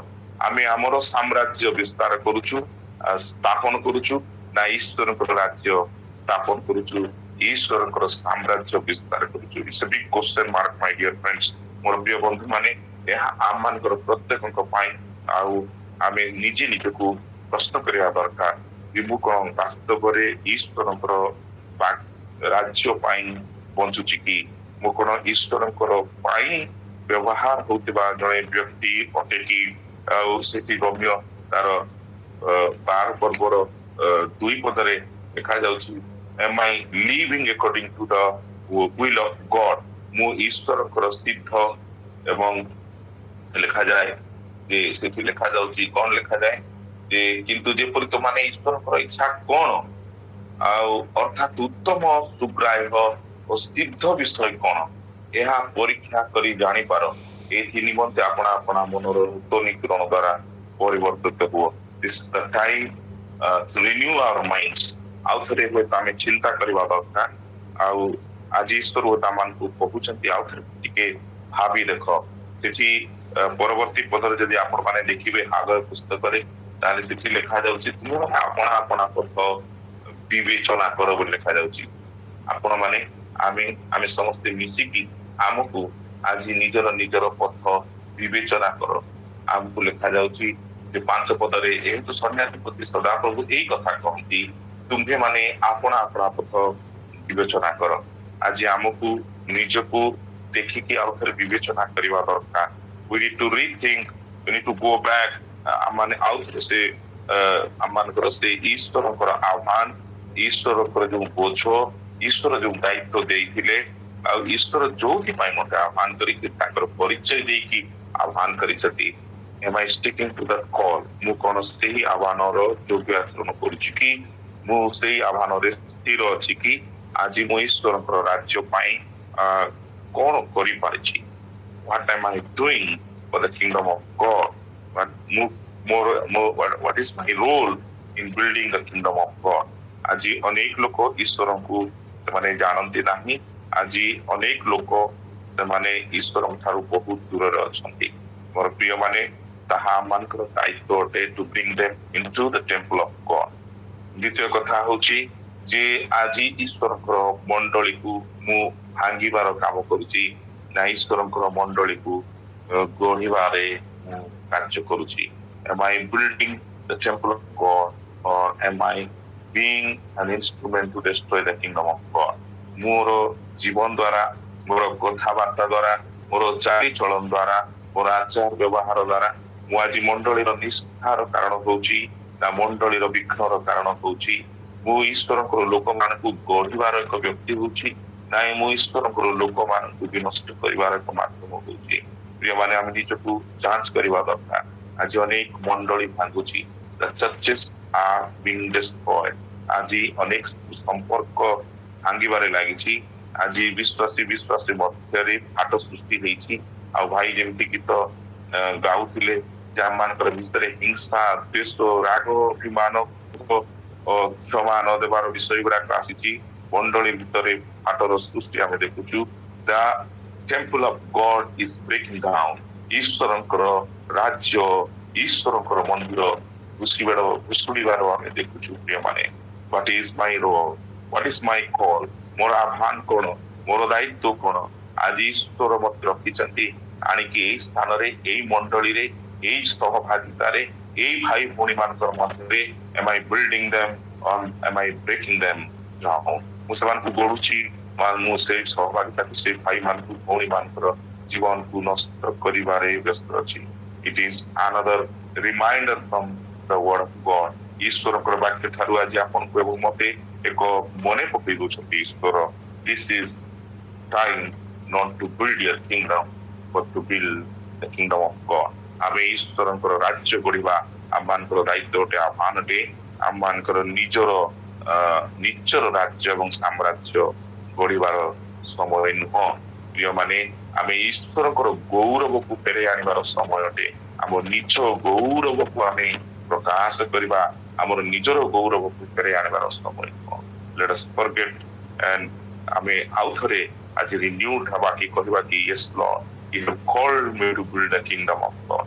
प्रभु तुम मते आह्वान करिछो तुमरी राज्य को गढ़िबा पाए तुमरी लोक मान को गढ़िबा पाए तुमरी मंडली को गढ़िबा पाए। प्रभु मु व्यस्त हेछि मोर निजर जीवन को गढ़िबा पाए मोर निजर साम्राज्य को गढ़िबा पाए मु ए धन पछरे पागल हेछि। लॉर्ड आई एम इन मु तो व्यस्त हेछि विभिन्न प्रकार जागतिक चिंता भीतर माती जाइछि मजी जाइछि। प्रभु तुम मते आउथरे मने पकैछ से धन्यवाद। आमे यहाँ कहू ईश्वर प्रति समर्पित बाकी प्रिय माने सेठी ईश्वर सांगे सांगे मने पकई दउचंती कोन बोली मने पकुचंती जेहेतु तो माने ईश्वर राज्य बा तुम मंदिर को गढ़िबार भूली जाइछ तमे आसिके इथि तमे निजर साम्राज्य गढ़िबार आरंभ करिछ। ईश्वर कहउचंती आई हैव कर्स्ड यू मु तुमको अभिशप्त करियछि। आउ सेठी ईश्वर कहउचंती तमे पूरा पागल हिच निजर धन संचय करिया पाई see what I am doing देखो मु तुम पाई कोन करूछि। तो पदर तापर कहउचंती तुमाने बहुत बुणिच बेसी पाइबु बोली और मात्र अल्प संचय करुछ तुमाने भोजन करुछ मात्र संतुष्ट होउना तुमाने पान करुछ मात्र तहिरे तृप्त होउना तुमाने वस्त्र पिंधुछ मात्र केही उष्म होउना पुणी जे वेतन अर्जन करे से कोणा थली रे ताहा रखिबा पाई अर्जन करे बोली सदा प्रभु कहती। आउ संध्याधिपति सदा प्रभु से आ गोटे कथा से कहती कौन बोली कहती तुमाने पर्वत को जाई काष्ट आण आ गृह निर्माण कर तैरे आंभे तही प्रति प्रसन्न हवा और आंभे गौरवान्वित हवा यह सदा प्रभु कहती। आउ तुम्हें तापरे 9 पद लिखा जाए तुम्हें माने बहुत निमंते अपेक्षा कल आउ देख ताहा अल्प है पुणी ताहा गृह को आणला बेले आंभे तई उपरे फुंकी उड़ेई देलु बोली कहुछि। कारण संध्याधिपति सदा प्रभु कहती यार कारण कौन अर्थात ईश्वर एठी कहवा पाई चाहती जे कौन बोली कहउचंती आहुरी मध्य अभिशाप करछन देखंतु 10 पदरे एही पाई तुम मानकर सकाशु आकाश शिशिर रहित होइछि पृथ्वी आपना फल रहित होइछि। आउ से लिखुचंती पुणी आंबे देशर और पर्वत गणर उपरे आउ शस्य द्राक्षारस और तैल उपरे आउ भूमिर उत्पन्न वस्तु उपरे मनुष्य और पशुर उपरे पुणी हस्तकृत तुमर समस्त कार्य उपरे अनावृष्टि की आह्वान कलु। प्रिय माने अभाव अनाटन समय दे ये जो लोक माने जिरुबाबिल दल जेतबेले ईश्वरंकर राज्य को अवहेला करी ସେମାନେ ନିଜର ଗୃହ ଈଶ୍ୱରଙ୍କର ଗୃହକୁ ଭୁଲି ଯାଇଛନ୍ତି ତାଙ୍କର ଆହ୍ୱାନକୁ ଯୋଉଥିପାଇଁ ସେମାନେ ଆସିଛନ୍ତି ଆଉ ବର୍ତ୍ତମାନ ସେମାନେ ନିଜର ଘର ସୁନ୍ଦର ସୁନ୍ଦର ଘର ଗଢିବାରେ ସେମାନେ ବ୍ୟସ୍ତ ହଉଛନ୍ତି ସେତେବେଳେ ଈଶ୍ୱର ସେମାନଙ୍କୁ ଅଭାବ ଅନାଟନ ଏପରିକି ଦୁର୍ଭିକ୍ଷ ମଧ୍ୟରେ ଛାଡି ଦଉଛନ୍ତି। ଆଜି ଆପଣଙ୍କର ଅବସ୍ଥା ଆଜି ମୋର ଅବସ୍ଥା ଆଜି ଆମେ ଈଶ୍ୱରଙ୍କର ରାଜ୍ୟକୁ ଭୁଲିକି ଆମେ ନିଜର ସାମ୍ରାଜ୍ୟ ପାଇଁ ବ୍ୟସ୍ତ ହେଇକି ବ୍ୟସ୍ତ ବିବ୍ରତ ହେଇକି ଏଇ ଜଗତର ଅନୁରୂପୀ ହେଇକି ଜଗତର ଲୋକମାନେ ଯେମିତି ଧନ ସମ୍ପତ୍ତି ପାଇଁ ପାଗଳ ଆମେ ଯଦି ସେଇ ପ୍ରକାର ଯଦି ପାଗଳ ହେଇଛୁ ଆଜି ଈଶ୍ୱରଙ୍କର ବାକ୍ୟ ଆପଣଙ୍କ ପାଇଁ ମୋ ପାଇଁ ଈଶ୍ୱର କହନ୍ତି ତମେ ଯେତିକି ସଞ୍ଚୟ କରୁଛ ତୁମ ମାନେ ବେଶୀ ବୁଣୁଛ ସିନା ତମେ କମ କାଟୁଛ ତମେ ବେତନ ଅର୍ଜନ କରୁଥିବା ଲୋକମାନେ ତମେ ଘରକୁ ଆଣୁଛ ଆଉ ଗୋଟେ କଣା ଥଳିରେ ରଖିଲା ବେଳେ ଆର୍ ୟୁ ଇନ୍ ପଭର୍ଟି ଆପଣ ଆଜି ଆର୍ଥିକ ସଂକଟ ଦେଇ ଗତି କରୁଛନ୍ତି ଆପଣ ଦାରିଦ୍ରତାର ଶିକାର ହେଇଛନ୍ତି କି? ସେଠି ଲେଖାଯାଏ ତମେ ଭୋଜନ କରୁଛ କିନ୍ତୁ ତୁମେ ସନ୍ତୁଷ୍ଟ ହଉନ। ଆଜି ଆପଣଙ୍କର ଜୀବନରେ ସନ୍ତୋଷ ନାହିଁ କି? ତୁମେ ପାନ କରୁଛ ତୁମେ ତୃପ୍ତ ହଉନ। ଆଜି ତ ଆପଣଙ୍କର ଜୀବନରେ ତୃପ୍ତତା ନାହିଁ କି? ଆଜି ଆପଣଙ୍କର ଜୀବନରେ ଶାନ୍ତି ନାହିଁ କି? ଆଜି ଆପଣଙ୍କର ପରିବାରରେ ବିଶୃଙ୍ଖଳା ଅଛି କି? ଆଜି ଆପଣଙ୍କର ଜୀବନରେ କଷ୍ଟ, ସମସ୍ୟା, ଦୁଃଖ, ରୋଗ ଏବଂ ବିଭିନ୍ନ ପ୍ରକାର ସମସ୍ୟା ଦେଇକି ଗତି କରୁଛନ୍ତି, ଅଭାବ ଅନଟନ ଦେଇକି ଗତି କରୁଛନ୍ତି କି? ଆପଣଙ୍କର ସମସ୍ତ ହସ୍ତକୃତ କର୍ମ ଆଜି ବିଫଳ ହଉଅଛି କି? ଆପଣ ବିଫଳତାର ସମୟ ଦେଇକି ଗତି କରୁଛନ୍ତି କି? ତାହେଲେ ଆପଣ ପଛକୁ ଅନେଇବା ଦରକାର। What was my fault? ମୋର ଆହ୍ୱାନ କଣ ଥିଲା? ଈଶ୍ୱର କାହିଁକି ମତେ ତାଙ୍କର ପରିଚୟ ଦେଇଛନ୍ତି? ଈଶ୍ୱର କାହିଁକି ମତେ ଏଇ ସ୍ଥାନରେ ରଖିଛନ୍ତି? ଈଶ୍ୱର କାହିଁକି ମତେ ଏ ଦାୟିତ୍ୱ ଦେଇଛନ୍ତି? ପ୍ରିୟ ଭାଇ, ପ୍ରିୟ ଭଉଣୀ, ଏହା ଈଶ୍ୱର ଆପଣ ମନେ ପକେଇ ଦଉଛନ୍ତି ଯେ it is time not to build your own kingdom but to build the kingdom of God. ଏହା ସମୟ ଅଟେ ଆମେ ନିଜର ରାଜ୍ୟକୁ ଗଢିବା, ନିଜର ଜୀବନକୁ ଗଢିବା ଏବଂ ନିଜର ସାମ୍ରାଜ୍ୟକୁ ବିସ୍ତାର କରିବାର ସମୟ ନୁହଁ, ବରଂ ଈଶ୍ୱରଙ୍କର ମନ୍ଦିର ଭୁଷୁଡୁଛି ଆମେ ତାହାକୁ ଗଢିବାର ସମୟ। ଆଉ ଈଶ୍ୱର ସେଇଥିପାଇଁ ମତେ ଏଇ ସ୍ଥାନରେ ରଖିଛନ୍ତି, ଏଇ ମଣ୍ଡଳରେ ରଖିଛନ୍ତି, ଏଇ ସହଭାଗିତାରେ ରଖିଛନ୍ତି। ଯୋଉଠି ମୁଁ କାର୍ଯ୍ୟ କରୁଛି ସେଇଠି ଈଶ୍ୱର ମତେ ରଖିଛନ୍ତି। ପ୍ରିୟମାନେ, ଆଉ ଏହା ଆଗ ଭବିଷ୍ୟତ ବକ୍ତାଙ୍କର ଥିଲା, ତାଙ୍କର ଭବିଷ୍ୟତ ବକ୍ତାଙ୍କର ବାଣୀ। ଆଉ ଇଣ୍ଟରେଷ୍ଟିଂଲି ବହୁତ ସୁନ୍ଦର ବିଷୟ ଆମେ ଦେଖିପାରୁଛୁ। ଯେତେବେଳେ ଏଇ ବାକ୍ୟ ପ୍ରଚାର କରାଯାଉଛି ଜିରୁବାବିଲ ଏବଂ ସେ ଯୋଉ ଅବଶିଷ୍ଟାଂଶ ଇସ୍ରାଏଲ ଲୋକମାନଙ୍କ ନିକଟରେ, 12 ପଦରେ ଦେଖୁଛୁ ଯେ ସେତେବେଳେ ସଲ୍ଟିଲଙ୍କ ପୁତ୍ର ଜିରୁବାବିଲ ଓ ଜିହୋସାଦକଙ୍କ ପୁତ୍ର ଜିହୁଶୁଅ ମହାଯାଜକ ଓ ଲୋକମାନଙ୍କର ଅବଶିଷ୍ଟାଂଶ ସମସ୍ତେ ସଦାପ୍ରଭୁ ସେମାନଙ୍କର ପରମେଶ୍ୱରଙ୍କର ରୋଗରେ ଓ ସଦାପ୍ରଭୁ ସେମାନଙ୍କର ପରମେଶ୍ୱର ଆଗ ଭବିଷ୍ୟତ ତାଙ୍କ ନିକଟକୁ ଯେଉଁ ସବୁ ବାକ୍ୟ ପ୍ରେରଣ କରିଥିଲେ ସେ ସବୁ ମନୋଯୋଗ କଲେ। ଆଉ ଲୋକମାନେ ସଦାପ୍ରଭୁଙ୍କ ସାମୁରେ ଗୀତ ହେଲେ। ଏଇଟା ବହୁତ ସୁନ୍ଦର ବିଷୟ ଆମେ ଦେଖିପାରୁଛୁ ଯେ ସେମାନେ ଈଶ୍ୱରଙ୍କର ବାକ୍ୟ ଶୁଣିଲେ ଏବଂ ସେମାନେ ମନୋଯୋଗ କଲେ, ଆଉ ତାପରେ ସେମାନେ ସଦାପ୍ରଭୁଙ୍କ ଛାମୁରେ ଗୀତ ହେଲେ। ଏହା ଗୁଡ ରେସ୍ପନ୍ସ ଥିଲା, ସେମାନେ ପଜିଟିଭ ରେସ୍ପନ୍ସ ଥିଲା। ସେମାନେ ଈଶ୍ୱରଙ୍କର ବାକ୍ୟର ଅବାଧ୍ୟ ହିଁ ନାହାନ୍ତି, କିନ୍ତୁ ଈଶ୍ୱର ଯେତେବେଳେ କଥା କହିଛନ୍ତି ଯେ ତୁମେ ଈଶ୍ୱରଙ୍କର ମନ୍ଦିର ଗଢିବାକୁ ଆସିଛ, ତୁମର ଘର ତିଆରି କରିବାକୁ ଆସିନାହଁ। ଯେହେତୁ ତୁମେ ତମର ଘର ତିଆରି କଲ ଆଉ ଈଶ୍ୱରଙ୍କର ମନ୍ଦିରକୁ ଭୁଲିଗଲ, ମୁଁ ତୁମ ଜୀବନରେ ଏତେ ଅଭାବ, ଦୁଃଖ, କଷ୍ଟ ମୁଁ ଏଲାଉ କରିଛି। ଆଉ ସେତେବେଳେ ସେମାନେ ବୁଝିପାରୁଛନ୍ତି ଓ ଏଇଥିପାଇଁ ଆମମାନଙ୍କର ଜୀବନରେ ଆଜି ଅଭାବ ଆସିଛି କି ଆମେ ଦୁର୍ଭିକ୍ଷରେ ଅଛୁ କି ଆମମାନଙ୍କୁ ଖାଇବା ବି ମିଳୁନାହିଁ, ପିଇବାକୁ ମିଳୁନାହିଁ। ଆଉ ସେମାନେ ସାଙ୍ଗେ ସାଙ୍ଗେ ମନପ୍ରେରଣ କରିଛନ୍ତି ଆଉ କହୁଛନ୍ତି, ଆଉ ସେମାନେ ଈଶ୍ୱରଙ୍କ ରାଜ୍ୟକୁ ପଢିବା ପାଇଁ ଫେରିଛନ୍ତି। ପ୍ରିୟମାନେ, ଆଉ ଆମେ ସେଠି ଦେଖୁ ତହିଁ ସଦାପ୍ରଭୁଙ୍କର ଦୂତ ଆଗୟ ଲୋକମାନଙ୍କୁ ସଦାପ୍ରଭୁଙ୍କ ସମ୍ବାଦ ଜଣାଇ କହିଲେ, ସଦାପ୍ରଭୁ କହନ୍ତି ଆମ୍ଭେ ତୁମ୍ଭମାନଙ୍କର ସଙ୍ଗେ ସଙ୍ଗେ ଅଛୁ। ସାଙ୍ଗେ ସାଙ୍ଗେ ଈଶ୍ୱର କହୁଛନ୍ତି ମୁଁ ତମକୁ ଛାଡି ଦେଇଥିଲି, ପରିତ୍ୟାଗ କରିଦେଇଥିଲି, କିନ୍ତୁ ଯେତେବେଳେ ତମେ ମନ ଫେରେଇଛ, ଆଉ ଥରେ ଫେରିଛ ମୋ ନିକଟକୁ, ଆଉ ମୋର ଆହ୍ୱାନର ଯୋଗ୍ୟ ଆଚରଣ କରିବା ପାଇଁ ତୁମେ ଯେତେବେଳେ ସମର୍ପିତ ହଉଛ, ମୁଁ ତୁମ୍ଭମାନଙ୍କର ସଙ୍ଗେ ସଙ୍ଗେ ଅଛି। ପ୍ରିୟମାନେ, ଆପଣମାନେ ହୁଏତ ଈଶ୍ୱରଙ୍କ ନିକଟରୁ ଅନେକ ଦୂରକୁ ଚାଲି ଯାଇଛନ୍ତି। ଈଶ୍ୱରଙ୍କର ଆହ୍ୱାନରୁ, ଈଶ୍ୱରଙ୍କର ଯୋଉ ଦାୟିତ୍ୱରୁ ହୁଏତ ଆପଣ ବହୁତ ନିଜକୁ ନେଇ ଯାଇଛନ୍ତି ବା ଚାଲି ଯାଇଛନ୍ତି। କିନ୍ତୁ ଯଦି ଯେତେବେଳେ ଈଶ୍ୱରଙ୍କ ନିକଟକୁ ଫେରନ୍ତି, ଈଶ୍ୱରଙ୍କର ଆହ୍ୱାନକୁ ଶୁଣି, ଆଉ ଯେଉଁ ଆହ୍ୱାନରେ ଈଶ୍ୱର ଆପଣଙ୍କୁ ଆହୁତ କରିଛନ୍ତି, ଯେଉଁ କାର୍ଯ୍ୟ ଆଉ ଈଶ୍ୱର ଆପଣଙ୍କ ହସ୍ତରେ ନ୍ୟସ୍ତ କରିଛନ୍ତି, ଯେଉଁ ଦାୟିତ୍ୱ ଈଶ୍ୱର ଆପଣଙ୍କୁ ଦେଇଛନ୍ତି ତାଙ୍କର ରାଜ୍ୟ ନିମନ୍ତେ, ଯଦି ଆଉ ଥରେ ଆପଣ ଫେରିବେ, ସେ ଆପଣଙ୍କୁ ପ୍ରତିଜ୍ଞା କରୁଛନ୍ତି ଆମ୍ଭେ ତୁମ୍ଭ ସଙ୍ଗେ ସଙ୍ଗେ ଅଛୁ। ଆଉ ସେଇଠି ଆମେ ଦେଖିପାରୁଛୁ ତାପରେ ଈଶ୍ୱର ସେମାନଙ୍କୁ ସାହାଯ୍ୟ କରୁଛନ୍ତି, ଉତ୍ତେଜିତ କରୁଛନ୍ତି, ଆତ୍ମାରେ ଉତ୍ତେଜିତ କରୁଛନ୍ତି ଈଶ୍ୱର ସେମାନଙ୍କୁ। ଆଉ ତହିଁରେ ସେମାନେ ମନ୍ଦିରର କାର୍ଯ୍ୟ ଆରମ୍ଭ କରୁଛନ୍ତି। They started rebuilding the temple. ସେମାନେ ଈଶ୍ୱରଙ୍କର ମନ୍ଦିରକୁ ଗଢିବା ଆରମ୍ଭ କରୁଛନ୍ତି ଗୋଟେ ଚିଲରେ। କିନ୍ତୁ 2 ପର୍ବ ବେଳକୁ ଯଦି ଦେଖିବେ, ଆଉ ତାପରେ ସେମାନେ ସାଙ୍ଗେ ସାଙ୍ଗେ ଯେତେବେଳେ ଗଢୁଛନ୍ତି, ପୁରୁଣା ଲୋକମାନେ ଯୋଉମାନେ ଈଶ୍ୱରଙ୍କର ସେ ଯୋଉ ଜେରୁସାଲେମ ମନ୍ଦିର ପୁରୁଣା ମନ୍ଦିର ତାର ପୁରୁଣା ଗୌରବ ଦେଖିଥିଲେ ସେମାନଙ୍କ ମନ ଭିତରେ କଷ୍ଟ ଆସୁଛି।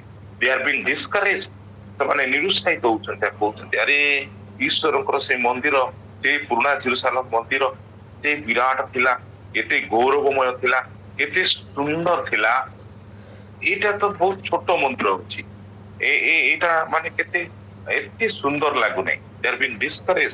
ଆଉ ଟୁ ମେକ୍ ଇଟ୍ ସର୍ଟ ମୁଁ କହିବା ପାଇଁ ଚାହେଁ, ଆପଣ ଘରେ ପଢି ଦିଅନ୍ତୁ ଦୁଇ ପର୍ବ ମଧ୍ୟ। ଆଉ ସେଇଠି ଈଶ୍ୱରଙ୍କର ବାକ୍ୟ ପୁନର୍ବାର ଆସୁଛି ହାଗେଙ୍କୁ, ଆଉ ହାଗେ ଉତ୍ସାହିତ କରୁଛନ୍ତି। କଣ ବୋଲି କରୁଛନ୍ତି ଯେ କିଛି ଅସୁବିଧା ନାହିଁ, ଏଇ ଯୋଉ ଛୋଟ ମନ୍ଦିର ବଢିବା ପାଇଁ ସେ କହୁଛନ୍ତି ବି ଷ୍ଟ୍ରଙ୍ଗ, ତୁମାନେ ବଳବାନ ହୁଅ। ତୁମେ ନିରୁତ୍ସାହିତ ହଉଥିବା ବେଳେ ଈଶ୍ୱର ଆସିକି କହୁଛନ୍ତି ତୁମେ ଭୟଭୀତ ହୁଅ ନାହିଁ, ତମେ ବଳବାନ ହୁଅ। ସେଠି ଲେଖା ଯାଉଛି ଆରେ ତମେ କାହିଁକି ନିରୁତ୍ସାହିତ ହଉଛ? ଆଉ ତାପରେ ସେଠି କହୁଛନ୍ତି ଯେ ଦେଖ ଭବିଷ୍ୟତରେ ଯୋଉ ଜେରୁସାଲେମ ମନ୍ଦିର ଗଢାଯିବ, ଅର୍ଥାତ୍ ଯେତେବେଳେ ଯୀଶୁ ଫେରି ଆସିବେ ଆଉ ସେତେବେଳକୁ ଈଶ୍ୱରଙ୍କର ଯୋଉ ଗୌରବ ତାହା ତ ଆହୁରି ଉଚ୍ଚତର, ଆହୁରି ମହାନ ଗୌରବ ହବ ନାଇଁ। ତେଣୁ ତମମାନେ the glory of the temple will be greater in the future ବୋଲିକି ସେ କହୁଛନ୍ତି। ଆଉ ସେଇଥିପାଇଁ ତମମାନେ ନିରୁତ୍ସାହିତ ହୁଅ ନାହିଁ, ଆଉ ତମମାନେ ଭାଙ୍ଗି ପଡ ନାହିଁ, ତୁମମାନେ ଦୁର୍ବଳ ହୁଅ ନାହିଁ, କିନ୍ତୁ ତୁମମାନେ ବଳବାନ ହୁଅ।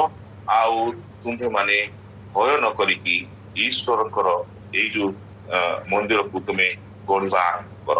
ପ୍ରିୟମାନେ, ଆମେ ଯେତେବେଳେ ଈଶ୍ୱରଙ୍କର ମନ୍ଦିର ଗଢିବା ଆରମ୍ଭ କରୁ, ହୁଏତ ବେଳେ ବେଳେ ଆମେ ଅନେକ କାରଣରୁ ନିରୁତ୍ସାହିତ ହଉ। ଆମେ ଯେତେବେଳେ କୌଣସି ଦାୟିତ୍ୱ ଗୋଟେ ସହଭାଗିତାର ନଉ, କୌଣସି ମଣ୍ଡଳୀର ଦାୟିତ୍ୱ ନଉ, କିମ୍ବା କୌଣସି ଏକ ବିଷୟର ଈଶ୍ୱରଙ୍କର ରାଜ୍ୟ ନିମନ୍ତେ କାର୍ଯ୍ୟ କରିବା ପାଇଁ ଆଗଭର ହଉ, ସେତେବେଳେ ଆମେ ଗୁଡାଏ ବିଷୟକୁ ଦେଖି ନିରୁତ୍ସାହିତ ହେଇଯାଉ, ଆମେ ଭାଙ୍ଗି ପଡୁ, ଆମେ ଦୁର୍ବଳ ହେଇଯାଉ। କିନ୍ତୁ ସେତେବେଳେ ଈଶ୍ୱରଙ୍କ ତାଙ୍କର ସେ ସ୍ୱର ହଉଛି ଯେ ତୁମମାନେ ଭାଙ୍ଗି ପଡ ନାହିଁ, ତୁମମାନେ ଦୁର୍ବଳ ହୁଅ ନାହିଁ, କିନ୍ତୁ ତୁମମାନେ କଣ ହୁଅ? ବଳବାନ ହୁଅ। ତୁମମାନେ ବଳବାନ ହୁଅ। ତୁମେ ଆଉ ଥରେ ଈଶ୍ୱରଙ୍କର ସେଇ ଯୋଉ କାର୍ଯ୍ୟକୁ ତୁମେ ବିଶ୍ୱସ୍ତ ଭାବରେ କର। ଆଉ ସେ ଭବିଷ୍ୟତରେ ଆହୁରି ଅନେକ ଗୌରବ ଈଶ୍ୱର ସେ ସ୍ଥାପନ କରିଛନ୍ତି ତାଙ୍କର ଦ୍ୱିତୀୟ ଆଗମନ ପରେ। ଆଉ ତାହା ସେ ପ୍ରତିଜ୍ଞା କରନ୍ତି। ପ୍ରିୟମାନେ, ଆମମାନଙ୍କୁ ସେ ଛୋଟ ବଡ ବୋଲି ଆଉ ତୁଳନା କରିବାର ଆବଶ୍ୟକତା ନାହିଁ। ଯାହା ବି ଈଶ୍ୱର ମତେ ଦାୟିତ୍ୱ ଦେଇଛନ୍ତି, ଛୋଟ ଦାୟିତ୍ୱ ବି ହଉନା କାହିଁକି, ମୁଁ ବିଶ୍ୱସ୍ତ ଭାବରେ କରିବା ଦରକାର, ମୁଁ ଅନେଷ୍ଟଲି କରିବା ଦରକାର। with all my efforts, ମୋର ସମସ୍ତ ବଳ, ସମସ୍ତ ବୁଦ୍ଧି, ସମସ୍ତ ଜ୍ଞାନ, ସମସ୍ତ ପରିଶ୍ରମ ଦେଇ ଈଶ୍ୱର ଯୋଉ ଛୋଟ ଦାୟିତ୍ୱ ବି ମତେ ଦେଇଛନ୍ତି, ମୁଁ ସେଇ ଦାୟିତ୍ୱକୁ କରିଚାଲୁଥିବା ଦରକାର, ମୁଁ ସେଇ ଦାୟିତ୍ୱକୁ କରିଚାଲୁଥିବା ଦରକାର। ଆଉ ସେଇଥିପାଇଁ ତ ଈଶ୍ୱର ଆମମାନଙ୍କୁ ପରିତ୍ରାଣ ଦେଇଛନ୍ତି। ଏଫେସୀୟ 2:10 କଣ ଲେଖାଯାଉଛି? ସେଠି ଲେଖାଯାଉଛି ଯେ ଈଶ୍ୱର ମତେ କାହିଁକି ନୂତନ ସୃଷ୍ଟି କରିଅଛନ୍ତି, ସେଇ ସତ୍କାର୍ଯ୍ୟ କରିବା ପାଇଁ। ସେ ପୂର୍ବରୁ ଯୋଉ ନିର୍ଦ୍ଧାରଣ କରିଥିଲେ ସେଇ ସତ୍କାର୍ଯ୍ୟକୁ କରିବା ପାଇଁ ମୁଁ ପଢିଦେବା ପାଇଁ ଚାହେଁ ଏଫେସୀୟ 2:10। କାରଣ ଆମ୍ଭେମାନେ ତାହାଙ୍କର ରଚନା, ଯେ ସମସ୍ତ ସତ୍ କାର୍ଯ୍ୟ ଆମମାନେ କରିବୁ ବୋଲି ଈଶ୍ୱର ପୂର୍ବରୁ ଆୟୋଜନ କରିଥିଲେ, ଆଚରଣରେ ସେଇ ସବୁ ସାଧନ କରିବା ନିମନ୍ତେ ଖ୍ରୀଷ୍ଟ ଯୀଶୁଙ୍କ ଠାରେ ସୃଷ୍ଟ। ଅର୍ଥାତ୍ ଈଶ୍ୱର ଯୋଉ ପୂର୍ବରୁ ଯୋଜନା କରିସାରିଛନ୍ତି ମୋ ନିମନ୍ତେ, ଆପଣଙ୍କର ନିମନ୍ତେ, ଯେ ମୁଁ ଏଇ ଜଗତରେ ଗୋଟେ ନିର୍ଦ୍ଦିଷ୍ଟ କାର୍ଯ୍ୟ କରିବା ପାଇଁ ମୁଁ ପଠାଯାଇଛି ଈଶ୍ୱରଙ୍କର ଦ୍ୱାରା, ହ୍ୱାଟ ଏଭର ଇଟ୍ ମେ ବି। ପ୍ରିୟମାନେ, ସେଇ ଦାୟିତ୍ୱ ଈଶ୍ୱର ଦେଇଥିବା ହେତୁ ମତେ ସେ ପରିତ୍ରାଣ ଦେଇକି ଖ୍ରୀଷ୍ଟଙ୍କ ଠାରେ ନୂତନ ସୃଷ୍ଟି କରିଅଛନ୍ତି ଏବଂ ମତେ ସେ ଦାୟିତ୍ୱ ଦେଇଅଛନ୍ତି। ତେଣୁ ଏମିତି ନୁହଁ ଯେ ଈଶ୍ୱରଙ୍କର ରାଜ୍ୟକୁ ଗଢିବା ମାନେ ଈଶ୍ୱରଙ୍କର ବାକ୍ୟ ପ୍ରଚାର କରିବା, ଉପାସନା ଆରାଧନା କରିବା, ଆଉ ଯାଇ ବୁଲି ବୁଲିକି ପ୍ରାର୍ଥନା କରିବା। No, this is not the only work of God. ଯଦି ଆପଣ ଆଜି ଶିକ୍ଷକ ଭାବରେ ନିଯୁକ୍ତି ପାଇଛନ୍ତି, ନର୍ସ ଭାବରେ ନିଯୁକ୍ତି ପାଇଛନ୍ତି, କିମ୍ବା କୌଣସି ଅଫିସରେ କ୍ଲର୍କ ଭାବରେ ଦାୟିତ୍ୱ ପାଇଛନ୍ତି, କିମ୍ବା ଆପଣ ଯେକୌଣସି ଗୋଟେ ଛୋଟ କାର୍ଯ୍ୟ ହଉ କି ଯେକୌଣସି କାର୍ଯ୍ୟ, whatever work God has assigned you, ଯେଉଁ ଦାୟିତ୍ୱ ଈଶ୍ୱର ଆପଣଙ୍କୁ ଦେଇଛନ୍ତି, God wants you and me to do that work sincerely, honestly। ଆମେ ସଚ୍ଚୋଟ ଭାବରେ ଏବଂ ଆମେ ଅତି ଯତ୍ନର ସହିତ ଛୋଟ କାର୍ଯ୍ୟ ବୋଲି ଭାବିବା ନାହିଁ, ବଟ୍ ଈଶ୍ୱର ମତେ ଏଇ କାର୍ଯ୍ୟ ଦେଇଛନ୍ତି। ଆଇ ଏମ୍ ଏ ଟିଚର, ମୋର ଉଦାହରଣ ମୁଁ ଦେବି, ମୁଁ ଜଣେ ଶିକ୍ଷକ, ତ ଈଶ୍ୱର ମତେ ଏଇ କାର୍ଯ୍ୟ ଦେଇଛନ୍ତି ଏଇ ଜଗତରେ ଥିବା ଯାଏ ସେଇ କାର୍ଯ୍ୟ କରିବା ପାଇଁ, and I'll do it sincerely। ମୁଁ ସିନସିୟରଲି ପାଠ ପଢେଇବି ମୋର ଷ୍ଟୁଡେଣ୍ଟସ୍ ମାନଙ୍କୁ, ମୁଁ ପଞ୍ଚୁଆଲ ହେବି, ଠିକ ସମୟରେ ଯିବି, ଠିକ ଭାବରେ ପଢେଇବି, ଆଉ ହାର୍ଡ ୱାର୍କ ମୋର କାର୍ଯ୍ୟରେ ମୁଁ ଠକିବି ନାହିଁ। ଆଉ ଯଦି ମୁଁ ଜଣେ ଟିଚର ଆଉ ମୁଁ ଯଦି ପାଠ ପଢେଇବି ନାହିଁ, ମୁଁ ସ୍କୁଲ ଠିକ ଟାଇମରେ ଯିବି ନାହିଁ, ମୁଁ କଠିନ ପରିଶ୍ରମ ମୋ ବିଦ୍ୟାଳୟରେ କରିବି ନାହିଁ ମୋ ପିଲାମାନଙ୍କର ଜୀବନକୁ ଗଢିବା ପାଇଁ, ଆଉ ଖାଲି ବାକ୍ୟ ପ୍ରଚାର କରୁଥିବି, ଈଶ୍ୱର ସନ୍ତୁଷ୍ଟ ହେବେ ନାହିଁ।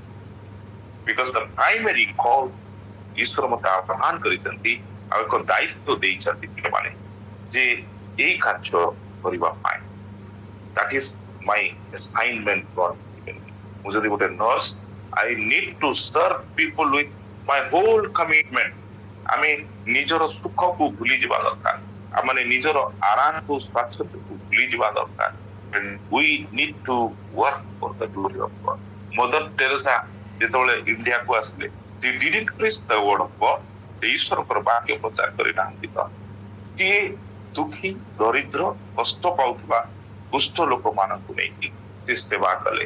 She was a nurse, ସେ ନର୍ସ ଥିଲେ, ଆଉ ସେ ସମ୍ପୂର୍ଣ୍ଣ ଭାବରେ ସେ ତାଙ୍କର କାର୍ଯ୍ୟକୁ ତୁଲେଇଛନ୍ତି, ଆଉ ସେ ବିଶ୍ୱସ୍ତ ଭାବରେ କାର୍ଯ୍ୟକୁ ତୁଲେଇଲେ। She worked କଣ ପାଇଁ? କିନ୍ତୁ ସେ ତାଙ୍କର ଆହ୍ୱାନକୁ ଜାଣିଥିଲେ, this is my work, this is my responsibility. ଆଉ ଅନେକ ଗୁଡ଼ିଏ ଆପଣ ଯଦି ଉଦାହରଣ ଦେଖିବେ ବାଇବଲରେ, ସବୁ ଦି ଜଣ ମହାନ ଲୋକମାନେ, ସେମାନେ ଯୋଉ ଦାୟିତ୍ୱ ଦେଇଛନ୍ତି ସେ ଦାୟିତ୍ୱକୁ ବିଶ୍ୱସ୍ତ ଭାବରେ ତୁଲେଇଛନ୍ତି, ଯାହା ବି ଦାୟିତ୍ୱ ଦିଆ। ତେଣୁ ଆଜି ଈଶ୍ୱରଙ୍କର ଆହ୍ୱାନ, ଈଶ୍ୱର ଆପଣଙ୍କୁ ଆଉ ଥରେ ମତେ ଏବଂ ଆପଣଙ୍କୁ ସମସ୍ତଙ୍କୁ, ଆମକୁ ଈଶ୍ୱର ମନେ ପକେଇ ଦଉଛନ୍ତି ଆଗଇ ବଂଶର ଦ୍ଵାରା, କଣ ଯେ ଆମମାନଙ୍କର ଏଇ ଜଗତରେ ବଞ୍ଚିବାର ଉଦ୍ଦେଶ୍ୟ ନିଜର ସାମ୍ରାଜ୍ୟ, ନିଜର ଗୃହ, ନିଜର ସୁଖ ସାମ୍ରାଜ୍ୟ ଏ ସବୁ ପାଇଁ ନୁହଁ, କିନ୍ତୁ ଈଶ୍ୱର ଆମମାନଙ୍କୁ ଆହ୍ୱାନ କରିଛନ୍ତି ତାଙ୍କର ସାମ୍ରାଜ୍ୟ ପାଇଁ। God has not called us to build our own kingdom, but God has called us to build His kingdom, not for our glory, ଆମମାନଙ୍କର ଗୌରବ ପାଇଁ ନୁହଁ, କିନ୍ତୁ କେବଳ ଈଶ୍ୱରଙ୍କର ଗୌରବ, only for the glory of God। ଈଶ୍ୱର ଚାହାନ୍ତି ପ୍ରିୟ ଭାଇ ଏବଂ ଭଉଣୀ ମାନେ, ଆଜି ସେମାନଙ୍କୁ ମନେ ପକେଇ ଦେଲେ ଯେ ଆଦାୟଙ୍କର ଦ୍ଵାରା ତମ ଜୀବନରେ ଏଇ ସବୁ ସଙ୍କଟ, ଅଭାବ, ଅନାଟନ କାହିଁକି ଆସୁଛି? ସେ କହୁଛନ୍ତି ହ୍ୱାଟ ଇଜ ଦ ରିଜନ, ଏହାର କାରଣ କଣ? ସେ କହୁଛନ୍ତି କାରଣ ଗୋଟିଏ, ତାହା ହଉଛି ଯେହେତୁ ତମେ ଈଶ୍ୱରଙ୍କର ମନ୍ଦିରକୁ ପଢୁନାହଁ, ଆଉ ତାହା ଭଗ୍ନ ଅବସ୍ଥାରେ ଥିବା ତମେ ନିଜର ଗୃହକୁ ପଢୁଛ, ଆଉ ସେଇଥିପାଇଁ ତମ ଜୀବନରେ ଏ ସବୁ ବିଷୟ ଘଟୁଅଛି। ପ୍ରିୟମାନେ, ଆଜି ଆମ ଜୀବନରେ ଯଦି ସେ ପ୍ରକାର ପରିସ୍ଥିତି ଗତି କରୁଛୁ, ତାହେଲେ ଈଶ୍ୱର ଆମକୁ ମନେ ପକେଇ ଦେବା ପାଇଁ ଚାହାନ୍ତି ଯେ ମୁଁ ତୁମକୁ ଆହ୍ୱାନ କରିଛି ମୋର ରାଜ୍ୟ, ମୋର ମନ୍ଦିରକୁ ଗଢିବା, ମୋର ଲୋକମାନଙ୍କୁ ଗଢିବା, ମୁଁ ଯେଉଁ ଦାୟିତ୍ୱ ତୁମକୁ ଦେଇଛି ତାହାକୁ ବିଶ୍ୱସ୍ତ ଭାବରେ ତୁମେ ତୁଲେଇବା ପାଇଁ।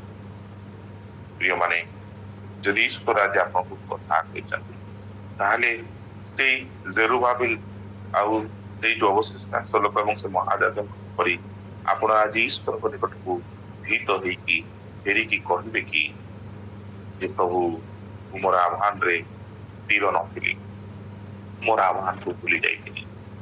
ପ୍ରଭୁ, ତୁମେ ଯୋଉ ଉଦ୍ଦେଶ୍ୟରେ ଆହ୍ୱାନ କରିଛ ମୁଁ ଭୁଲି ଯାଇ ଏଇ ଜଗତର ଅନୁଭୂତି ହେଇଥିଲି, ତ ଏଇ ଜଗତର ଚାକଚକ୍ୟ, ମୋହମାୟା, ଧନ ସମ୍ପତ୍ତି ଏଇ ପଛରେ ମୁଁ ଗୋଡେଇକି ପ୍ରଭୁ ମୁଁ ତୁମର ଉଦ୍ଦେଶ୍ୟକୁ ଭୁଲି ଯାଇଥିଲି। କିନ୍ତୁ ତୁମେ ଆଜି ଆହ୍ୱାନ ମନେ ପକେଇ ଦେଇଛ, ଆଉ ଥରେ ମୁଁ ତୁମ ନିକଟକୁ ଫେରିବା ପାଇଁ ଚାହେଁ। ତାପରେ ଦେଖିବେ ସେଠି 2 ପର୍ବରେ ଲେଖା ଯାଇଛି, ଆପଣ ମଧ୍ୟ ଦେଖିପାରିବେ, ତୁମେ ଯଦି ଫେରିବ ତାହେଲେ ମୁଁ ତୁମକୁ ଆଉ ଥରେ ଆଶୀର୍ବାଦ କରିବି, ମୁଁ ତୁମକୁ ଆଉ ଥରେ ଆଶୀର୍ବାଦ କରିବି। ୟୁ ନଟ୍ ଲେକ୍ ଏନିଥିଙ୍ଗ, ଆଉ ତୁମେ କୌଣସି ବିଷୟର ଅଭାବ ହବ ନାହିଁ ବୋଲି ସେ ଏମାନଙ୍କୁ କହୁଛନ୍ତି କାହାକୁ ଏଇ ଯୋଉ ଅବଶିଷ୍ଟାଂଶ ଲୋକମାନଙ୍କ ମନ୍ଦିରରୁ ଆମେ କହୁଛନ୍ତି ସୁନା ମୋର ରୂପା ମୋର ବୋଲିକି କହୁଛନ୍ତି the gold is mine the silver is mine. ଆମେ ଦେଖୁ ଈଶ୍ୱରଙ୍କର ବାକ୍ୟ ଗୀତ ସଂହିତାରେ ଯେ ସେ ପୃଥିବୀ ଏବଂ ତନ୍ମଧ୍ୟସ୍ଥ ସମସ୍ତ ବିଷୟ ଈଶ୍ୱରଙ୍କର ଅଟେ। ପ୍ରିୟମାନେ ଲେଖାଯାଏ ତୁମାନେ ପ୍ରଥମେ ତାହାଙ୍କର ରାଜ୍ୟ ଓ ଧାର୍ମିକତା ଅନ୍ୱେଷଣ କର ଆଉ ଏଇ ସମସ୍ତ ବିଷୟ ତୁମମାନଙ୍କୁ ଦିଆଯିବ ବୋଲି କୁହାଯାଏ। ଈଶ୍ୱର କେବେ ମିଥ୍ୟା କୁହନ୍ତି ନାହିଁ ଆଉ ସେ ଯେହେତୁ ଈଶ୍ୱର ସେ ସତ କୁହନ୍ତି ଦ only thing is we need to trust in God। ଈଶ୍ୱରଙ୍କ ଉପରେ ଈଶ୍ୱରଙ୍କର ଏଇ ପ୍ରତିଜ୍ଞା ଉପରେ ଆମେ ଭରସା କରିକି ଈଶ୍ୱର ଯୋଉ ଦାୟିତ୍ୱ ଦେଇଛନ୍ତି ତାହାକୁ ବିଶ୍ୱସ୍ତ ଭାବରେ ତୁଲାଇବା ଦରକାର। ଈଶ୍ୱର ଆମମାନଙ୍କୁ ସାହାଯ୍ୟ କରନ୍ତୁ এই ହାଗ ଏବଂ ଭକ୍ତାଙ୍କ ଦ୍ୱାରା ଆମମାନଙ୍କୁ କଥା କୁହନ୍ତୁ ଏବଂ ଆମର ଜୀବନରେ ପୁନର୍ବାର ସେ ଦେଇଥିବା ସେ ଦାୟିତ୍ୱକୁ ଏବଂ ସେ ଈଶ୍ୱରଙ୍କର ରାଜ୍ୟକୁ ଗଢିବା ଈଶ୍ୱରଙ୍କ ମଣ୍ଡଳୀକୁ ଗଢିବା ଈଶ୍ୱରଙ୍କର ଲୋକମାନଙ୍କୁ ଅର୍ଥାତ୍ ସମଗ୍ର ମାନବ ଜାତିକୁ ଗଢିବା ଏହା ଈଶ୍ୱର ଆମମାନଙ୍କୁ ଦାୟିତ୍ୱ ଦେଇଛନ୍ତି। ତାହା ଆମେ ବିଶ୍ୱସ୍ତ ଭାବରେ ଯେଉଁ ଦାୟିତ୍ୱ ଈଶ୍ୱର ଦେଇଛନ୍ତି ସେଇ ଦାୟିତ୍ୱ ମାତ୍ରରେ ତୁଲେଇବା ଆଉ ତୁଲାଉ ଏ ଜଗତରୁ ବିଦାୟ ନେବା। ଧନ୍ୟବାଦ। थैंक यू सन्मत भाई।